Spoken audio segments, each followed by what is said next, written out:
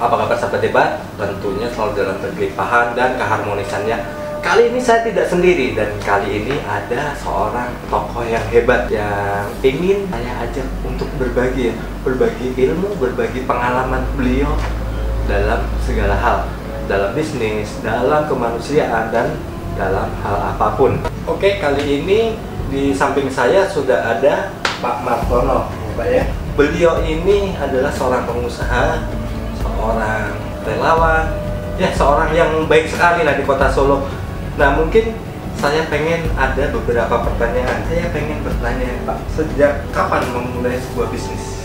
Ya, jadi setelah saya menikah tahun 85, kemudian saya mendapatkan putri tahun 86, saya mulai bekerja sendiri kembali karena sebelumnya saya setelah bekerja sendiri batik sempat ikut orang selama 6 tahun. Kemudian saya mulai bekerja sendiri karena orang tua bilang kalau sudah menikah kan sebagai kepala keluarga kan harus bertanggung jawab. Dan harus mandiri juga ya. Iya. Saat dulu bisnis itu pernah tidak mengalami sebuah ya mungkin jatuh dalam bisnis, gagal dalam bisnis seperti itu? Iya, bahkan awalnya yaitu selama setahun sebelum saya mendapatkan bisnis yang sampai sekarang saya masih kerjakan, walaupun dikerjakan oleh putri saya dan menantu saya, yaitu aluminium, gypsum, interior material dan trading. Sebelumnya saya sudah mencoba berbagai bisnis, bahkan ada beberapa teman kenalan bilang kamu ini bosanan, bisnis kok ganti-ganti. Tapi sekarang saya lebih yakin ya, sebetulnya setiap orang ini kan sudah ada takarannya dan ada waktunya. Tadi yang disampaikan bahwa pekerjaan pun kadang-kadang ada datar, ada naik, bisa turun juga. Ini semua sudah harus kita jalan. Fluktuatif. Ya, itu kita jalani. Jadi waktu itu karena saya mencoba berbagai bisnis belum terberkahi, akhirnya saya akan berganti-ganti. Saya coba yang lain sehingga dia tuh bosan. Padahal buktinya setelah saya kerjakan aluminium, memang mungkin sudah waktunya saya harus mendapatkan sesuatu dari Tuhan. Kerjaan itu bisa lancar, pelan, tapi pasti tetap terus berkembang dan menjadi sebuah perusahaan yang cukup berkembang lah istilahnya. Berarti memang ibaratnya waktu ganti-ganti bisnis yang dulu itu bisa dibilang itu adalah sebuah seleksi. Bukan, mungkin itu ada sebuah perjalanan proses. Jadi proses. Orang ini kan tidak ada yang instan. Mungkin dari kalau waktu itu saya nggak sempat ikut orang, mungkin saya nggak akan jadi Martono sekarang. Karena ternyata pada waktu kita ikut orang itu kita banyak mendapatkan pembelajaran. Dan itu real nyata. Iya, dan memotivasi. Jadi waktu itu saya pernah mendapat kepercayaan yang terakhir mengurusi sebuah variasi mobil. Pasang AC, waktu itu kan mobil belum cuma pakai AC. Pasang AC, pasang kaca film, pasang sound system yang sekarang kan sudah ada standarnya. Dulu kan mobil semua kosong kan. Sekarang jadi tren. Iya, di sanalah saya merasa bahwa waktu perusahaan yang saya dipercaya untuk ikut membantu itu maju berkembang, itu memotivasi diri saya.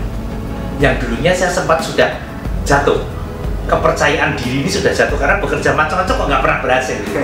Tapi begitu saya ikut dan bisa maju, itu pembelajaran dari Tuhan. Lalu apa kuncinya bangkit dari setiap proses kegagalan itu? Ya, awalnya sih merasa berat. Setiap gagal itu rasanya juga sangat terpuruk. Bahkan sekarang saya bisa mengambil hikmahnya bahwa kalau orang terpuruk itu biasanya satu, mencari kambing hitam. Paling gampang menyalahkan Tuhan. Menyalahkan keadaan, semuanya, menyalahkan orang lain. Padahal yang betul yang salah kita sendiri. Kedua, cepat-cepat ingin angkat tangan, mau lari dari kenyataan. Tapi setelah saya jalani semuanya, kegagalan-kegagalan yang saya pernah alami, saya sangat yakin kalau tidak ada semua itu, saya tidak jadi Martono sekarang. Jadi Tuhan itu selalu menyiapkan. Jangan pernah berkata Tuhan membuat kita dicobai, istilahnya percobaan. Itu nggak ada. Tuhan itu tidak pernah membuat susah umatnya. Saya sekarang sudah banyak belajar dari kehidupan dan sempat mencari, kalau ketemu orang yang minta tolong saya, keadaannya susah, saya pelajari, mundur ke belakang, saya tanyakan ke beberapa temannya pun selalu saya menemukan bahwa semua karena salahnya diri kita sendiri. Berarti tergantung diri kita mau mengevaluasi atau tidaknya ya. Iya. Jadi kalau kita mengalami hal-hal yang tidak nyaman, itu sebenarnya Tuhan memberikan kesempatan kita untuk mendapatkan sesuatu yang lebih baik. Ya, bukan mencobai kita. Atau membuat kita susah, enggak. Berarti bukan. Kadang kan kita baru mengalami masalah terus alasannya, wah aku baru kena cobaan. Karena di dalam dunia ini kan nggak ada yang gratis. Iya, betul. Semua harus bayar harganya. Kita disiapin minum, kalau nggak kita angkat, kita minum. Yang paling sederhana oksigen. Iya. Kalau kita bilang Tuhan, saya nggak bernapas dulu, apa jadinya? 5 menit saja. Jadi segala sesuatu itu di dunia memang harus dibayar harganya. Jadi kalau kita akan naik kelas seperti pada waktu kita sekolah, dari SD ke SMP ke SMA, ya semua perlu dibayar harganya. Baik biaya SPP-nya maupun ya dari pagi sampai siang di sekolah, pulang juga masih harus belajar untuk ulangan besok lagi. Dan masing-masing kelas beda materi ujian. Lalu saya mau tanya lagi, apa impian terbesar dalam hidup Pak Mas? Dulu waktu sekolah saya pernah bercita-cita kepengen jadi dokter. Bahkan saya sebetulnya lulus SMP mendapat kesempatan belajar ke luar negeri karena ayah saya lulusan London. Saya 3 bersaudara, kakak perempuan, adik perempuan. Saya anak laki satu-satunya. Sebagai seorang ayah saya kepengen anaknya juga kalau bisa lebih baik dari ayahnya. Saya diurus semuanya mau berangkat karena Pakdi dan Budi saya ada di Belanda. Tuhan berkehendak lain. Saya akhirnya tidak bisa berangkat karena ayah meninggal. Jadi saya hanya bisa menyelesaikan S3 di Solo, SD, SMP, dan SMA. Jadi saya hanya bisa S3 itu di Solo, tapi saya sangat bersyukur karena saya banyak teman, banyak sahabat, saya bisa banyak belajar di kehidupan ini yang sangat luar biasa.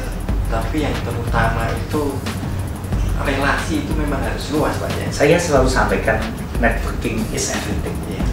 No networking nothing. Saya selalu sampaikan kepada beberapa teman maupun kalau saya diminta sharing ke anak muda di beberapa akademi atau universitas, beberapa kota, saya bilang, kalau orang Jawa bilang, kalau kita berkenalan seperti hari ini, jangan pernah berpikir kalau bahasa Jawanya aku itu opo. Kita dapat apa? Berarti ada maksud. Karena ada sesuatu yang tidak kebetulan dan suatu ketika kita akan merasakan baik manfaatnya. Memang dalam kehidupan di dunia ini yang namanya kebetulan itu saya rasa tidak ada ya. Karena semua itu ada sebab dan akibat. Dan alam ini sangat berperan. Menanam sebutir jagung pun, sebutir padi pun keluarnya pasti padi, walaupun ada rumputnya. Tapi jangan pernah berpikir menanam rumput bisa keluar padi. Tidak mungkin. Di channel saya kan saya banyak membahas tentang law of attraction. Jadi hukum tarik menarik, apa yang kita perbuat, yaitu yang nanti akan kita betul, dapatkan. setuju sekali. Ya. Dan berarti ini juga sesuatu yang tidak kebetulan, karena sudah ada ahlinya dan memiliki pengalaman yang sangat tinggi. Nah, jadi jangan lupa subscribe. Dan ini mungkin pertanyaan terakhir Pak ya. Saya mau minta motivasi untuk para penonton di channel YouTube saya, biar mereka itu juga apa ya, kebanyakan yang nonton itu kan sedang dalam masalah, sedang dalam persoalan yang mereka sendiri tidak tahu jalan keluarnya.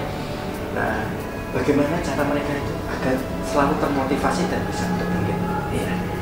Dalam kehidupan ini tidak selalu seperti yang kita bayangkan atau seperti kita inginkan, walaupun kita harus punya mimpi. Wajib itu. Karena untuk mencapai sesuatu, apalagi sesuatu yang kita inginkan itu sesuatu yang levelnya tinggi, ya bayar harganya tadi. Kita juga harus siap bayar harga yang lebih berat.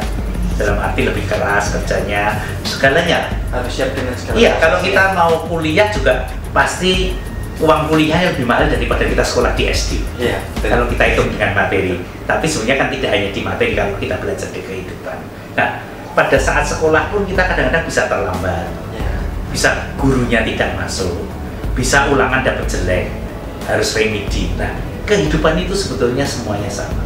Tidak semuanya mulus-mulus saja, karena kalau semuanya mulus kita mungkin malah bosan untuk hidup. Karena cuma monoton gitu. Iya, padahal kalau kita lagi susah kita kadang-kadang menyerah. Tapi sebetulnya semua sudah diatur bahwa segala sesuatu ini harus berimbang. Kalau kita tiap hari cuma makan manis, mungkin nggak tahu rasanya asin dan bagaimana nikmatnya asin. Berarti intinya sebenarnya saat kita sedang mengalami fluktuasi dalam kehidupan, itu sebenarnya kita itu sebuah dipersiapkan ya. Dipersiapkan Tuhan. Saya selalu bilang bahwa apa yang saya alami, banyak sekali hal-hal yang tidak nyaman sejak saya ditinggal ayah saya yang harusnya ke luar negeri, hingga saya hanya bisa menyelesaikan SMA di Solo. Tapi ternyata sekarang saya baru bersyukur, dan saya dahulu yang biasanya menyalahkan Tuhan, bisa bilang mohon maaf saya salah. Semua itu sebenarnya butuh proses, semuanya tidak ada yang kebetulan. Mungkin teman-teman sudah sering menonton di video-video saya sudah sering sampaikan juga bahwa sesuatu tidak ada yang kebetulan, dan di sini kita mendapatkan sesuatu yang sangat luar biasa sekali. Oke, mungkin sampai di sini dulu untuk pertanyaan-pertanyaan saya, dan mungkin apabila Tuhan mengizinkan, mungkin di lain waktu nanti kita bisa dengan senang hati berkolaborasi lagi dan saling berbagi pengalaman. Siap. Oke, terima kasih. Sukses berlimpahan. Dadah.